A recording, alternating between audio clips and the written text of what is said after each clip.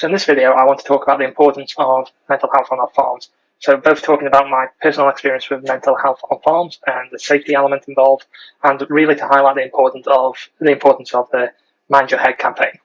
So in terms of, first of all, safety in general on farms, a lot of people don't necessarily know or they aren't aware that farming is one of the more dangerous industries that you can potentially work with, mainly because of the increased amount of time that you spend in isolation in terms of on your own, working with vehicles, handling different equipment without necessarily having a team working with you.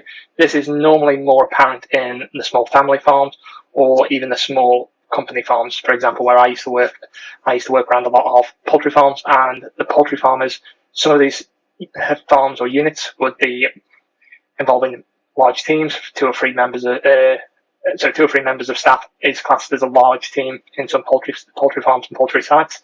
Normally, that would be a manager of the site and an assistant or another assistant or a trainee. Whereas, in the respect of these small, more micro sites, these sites are going to have maybe one person. So they'll still be at the managerial level, but there's only one person on that site managing sometimes up to 5 sheds. That's normally about the limit from my personal experience of what I saw in the more intensive poultry sector.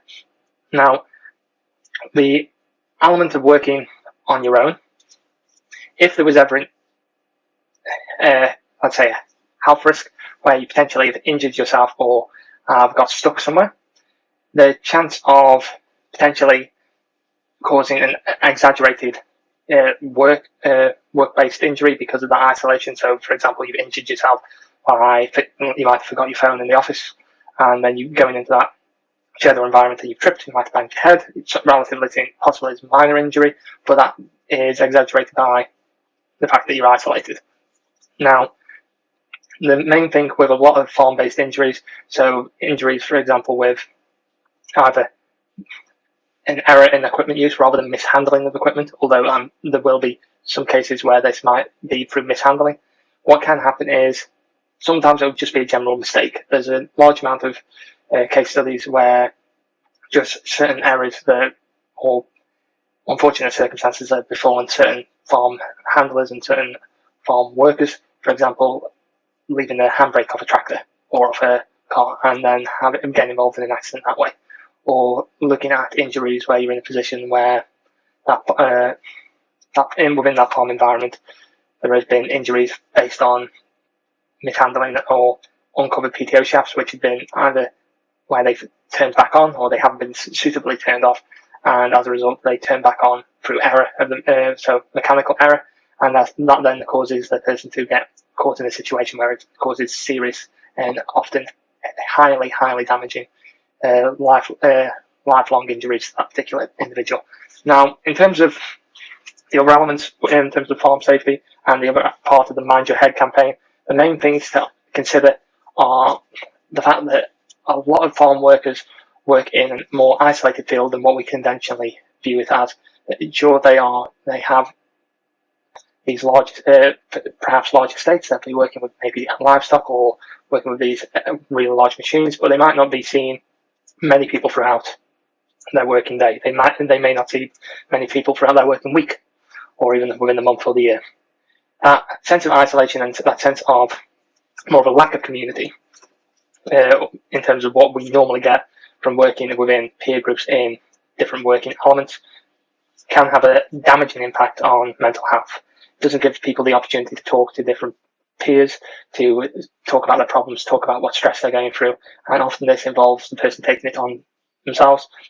Now, the other thing to bear in mind is a lot of farmers, their livelihood is also where their home is, where their family life revolves around. And the main issue when all of your life revolves around one venture is that opportunity to get away, to try something different, to even go down to the local pub or restaurant, or even that brief contact with someone who's at the corner shop and just talking about something that might be different than what the everyday is. That element of conversation and that community feeling of being involved with those who are just outside of your immediate area, so just outside the farming environment, can be hugely beneficial. Now, when working in this type of environment, mental health is crucially important as it is in any field, but particularly when the farmers are having to be both a farmer, labourer, engineers, and also with making sure that a lot of them are having to deal with the accounts and general business side of it, the sector which they may not have necessarily been trained for or necessarily feel comfortable doing. And any changes in regulations, paperwork, and financial uncertainty can then have an over-exaggerated effect on the farmers. There's a particular case study as an example of a farmer who is a tenant farmer in Shropshire who is facing a particularly critical impact on his livelihood. He has a small herd of dairy cows which he's trying to sell because his farm tenancy has effectively been ended. Now, the issue with farm tenancy being ended, he has lived there for all of his life, and his parents before farmed the land. So not only has the upheaval of being moved from that land and that council farm going to have an impact on that farmer's or that individual's life, it's also the work change or impact on his work, on his home, and the level of impact that might have on his mental health is likely to be increasingly exaggerated and causing no end of stress in the coming months. There are multiple petitions going around to help this particular individual, which I'll put in the comment section of this video. But effectively, there is a need for both allowing new blood to come into the sector and to use these fabulous council farms to effectively enable new talent to come into the sector. But it is also making sure that we take care of our existing talent and our existing farmers, and making sure that there are provisions in place for them to be able to move into other suitable working environments. Now, the other thing that I want to highlight with this video and this campaign is really making sure that people are aware of what resources are out there. As with other content that I've shared, the main charities that are really trying to help farmers and farming families or those involved in the agricultural sector. So YANA, YNAA, is You Are Not Alone, effectively making sure that they are helping target and helping work towards alleviating mental health suffering in the farming and rural sectors. The Yellow Wellies Foundation, looking particularly at farm safety and making sure that the farm, with a goal to effectively reduce farm-based or agricultural-based injury on site.